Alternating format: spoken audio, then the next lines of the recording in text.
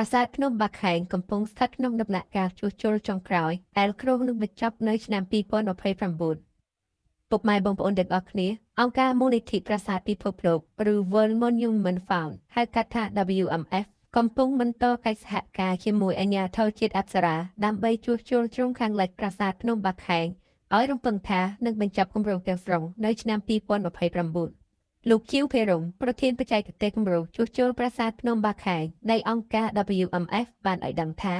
គម្រោងជួសជុលជ្រុងខាងលិចបានចាប់ផ្ដើមដំណើរការពីឆ្នាំ2026ហើយគ្រោងនឹងបញ្ចប់នៅក្នុងឆ្នាំ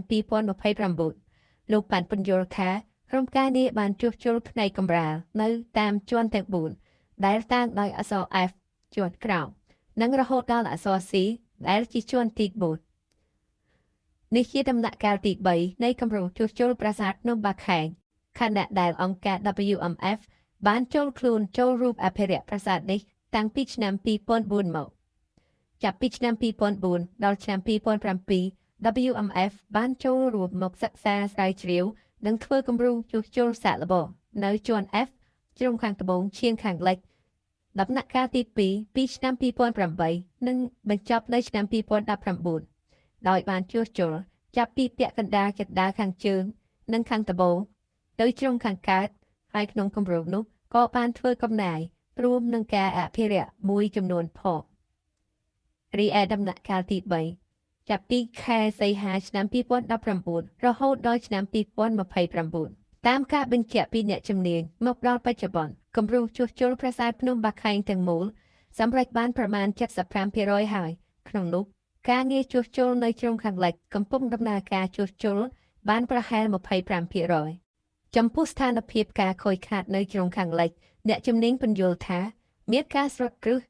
ថ្មងាកចេញពីគ្នានិងមានការដួលរលុះថ្មនៅផ្នែកជញ្ជាំងនិងចម្លាក់តោក្រៅពីជួសជុលពង្រឹងឡើងវិញក្រុមការងារក៏បានពង្រឹងថ្មភ្នំដែលខ្លះបានប្រេះ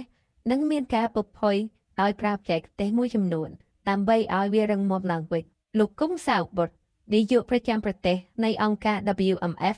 បានបង្ហាញពីមោទកភាពក្នុងនាមជាស្ថាប័នអន្តរជាតិរបស់សហរដ្ឋអាមេរិកដែលបានចូលរួមចំណែកជួយជួសជុលប្រាសាទមួយចំនួនក្នុងរមណីយដ្ឋានអង្គរចាប់ពីឆ្នាំ1989មក WMF បានចូលរួមអភិរក្សនិងជួសជុលប្រាសាទព្រះខ័នប្រាសាទតាសោមប្រាសាទអង្គរវត្តនិងបច្ចុប្បន្នកំពុងជួសជុលប្រាសាទភ្នំបាខែងបន្ថែមពីនេះនាយកប្រចាំប្រទេសរូបនេះក៏បានថ្លែងអំណរគុណដល់ក្រសួងវប្បធម៌និងវិចិត្រសិល្បៈក៏ដូចជាអគ្គនាយកអាជ្ញាធរជាតិអប្សរាឯកឧត្តមបណ្ឌិតថងពៅដែលបានផ្ដល់ទីតាំងត្រៀមកសាងមជ្ឈមណ្ឌលព័ត៌មាននៅខាងក្រោមជើងភ្នំបាខែងដែលគម្រោងកំពុងសិក្សានិងសាងសង់នាពេលដ៏ឆាប់ខាងមុខមជ្ឈមណ្ឌលនេះនឹងតាមបង្ហាញពីព័ត៌មាននិងសកម្មភាពនានានៃគម្រោងជួសជុលប្រាសាទភ្នំបាខែងដើម្បីឲ្យសាធារណជនក៏ដូចជាភ្ញៀវទេសចរបានដឹងនិងស្រាវជ្រាវជាដើមបាទពុកម៉ែបងប្អូនទាំងអស់គ្នាទាំងនេះគឺជាព័ត៌មានតាក់ទងនឹងគម្រោងជួសជុលចុងក្រោយនៃប្រាសាទភ្នំបាខែងដែលខ្ញុំបាទបានដកស្រង់ចេញពីក្រសួងវប្បធម៌និងវិចិត្រសិល្បៈជាចុងក្រោយប្រសិនបើពុកម៉ែបងប្អូនទាំងអស់គ្នាពេញចិត្តនៅវីដេអូនេះសូមកុំភ្លេចជួយចុច Subscribe និងចុច Like មួយផងបើពុកម៉ែបងប្អូនអរគ្នាទស្សនានៅលើ Facebook សូមជួយចុច Follow Page និងចុច Like មួយផងបើអាចជួយចុច Share មួយផងដើម្បីចែកជូនទៅកាន់បងប្អូនយើងដែលគាត់អត់ទាន់បានស្ដាប់សូមអរគុណសូមជម្រាបលា